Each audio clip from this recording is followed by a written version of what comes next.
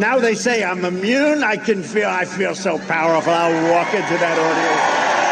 I'll walk in there. I'll kiss everyone in that audience. I'll kiss the guys and the beautiful women and everybody. I'll just give you a big fat kiss. That was a fun moment from Trump last night at his rally in Florida, down in Sanford, Florida, near Orlando. And the president is no longer contagious, folks. There's no scientific basis between now and the election, probably until deep into next year at a minimum, February, March. There's no scientific basis whatsoever for the president of the United States to have to wear a mask between now and the election. But notice how you will see mask shaming anyway, because it's not about disease. It's about the example. President has antibodies. He's done. Negative test. No reason to believe he can still be infected or infect anyone else. That is what the science tells us. But do you think that they're going to let that go? Do you think that that will be acceptable if the president decides that he's going to just enjoy the right to breathe free, fresh air without, I can tell you, I was working out yesterday because I'm, trying to deal with the COVID-19. And I was working out yesterday and I was in a gym. There were a few other people in the gym and I had to sneeze. And I knew that if I pulled my mask off and sneezed, it would be like I've unleashed a bioweapon as far as these people are concerned. They would lose their minds because my building is full of libs. And I sneezed into my mask and put my hand over the mask like a good little COVID defender. And it was disgusting in there. I mean, it was like the swampiest swamp creature imaginable. It was gross. What else am I supposed to do, though? And now I'm sitting there. I got like a wet mask with all kinds of, I'm not even going to describe it. Some of you might be eating lunch, but I'm just saying it's gross. But this is what I'm supposed to do now so that people aren't scared. Idiotic, but that's what happens. I'm also hoping that at least maybe using a mask while you work out is almost like swinging a baseball bat with Bruce and Mark. They call it a donut, right? Yes, the weight's on it. Yeah, the weight on it, donut. Yeah, swinging a bat with a donut so that if I work out with a mask on for 4 or 5 months, at least it'll feel, my lungs and everything will feel easier when I finally, hopefully one day, I'm able to just work out like a normal person without a mask on. Wouldn't that be amazing? Yeah, Trump is now immune. And he can go out there. Look at this. Almost like he made a calculated decision, took a risk, it paid off, and now he can be out there campaigning and not have to worry at all. Oh, gosh. You mean that people can live their lives that way? Yes, they can. They usually do until now. But then there's the Fauci. The Fauci still thinks the president should wear a mask. Still thinks he should wear a mask. That's what the Fauci is there for. Wear a mask, social distance, the mitigation, the measures.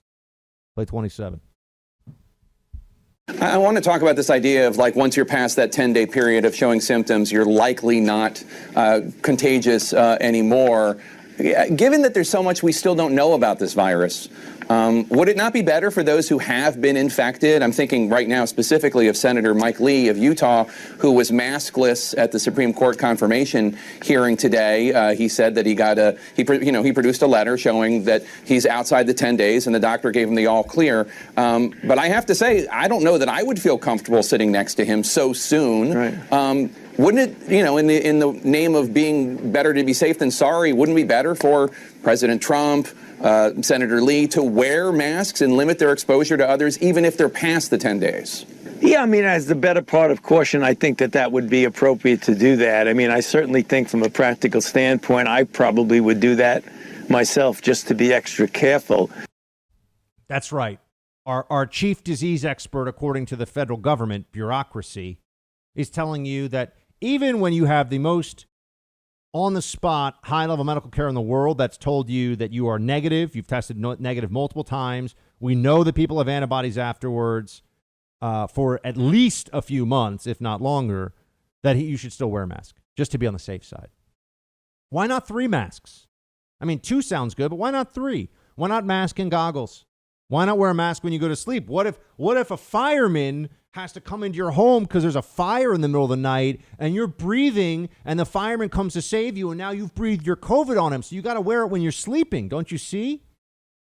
This is the society that they're creating for us. This is the idiocy that they're Remember, if people want to be as cautious with themselves, that's fine. They're making you do it. They're making me do it. They're making everyone live based on their anxiety and also their political signaling. And then there's, of course, Fauci saying, I'm not political. I'm not a political guy at all. My wife voted for Hillary, and I love Hillary, and wrote her an email saying I love her and I'm proud of her after the Benghazi hearings, which were highly partisan, but like 25.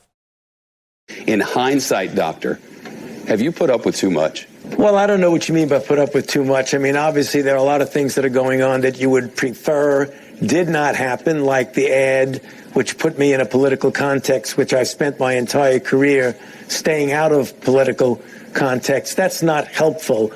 But I'm certainly not going to give up. This is too important a problem. I mean, I've devoted my entire professional life to fighting infectious diseases. This is an outbreak of historic proportions, the likes of which we have not seen in 102 years. There's no chance that I'm going to give up on this and walk away from it no matter what happens. Not political, he says, though. Not political. Meanwhile, Joe Biden is able to cite Fauci all the time, and Fauci has no problem with it. Biden can cite how he listened to Fauci, and Fauci doesn't say, keep me out of it. But Trump uses him in a campaign commercial. Big problem.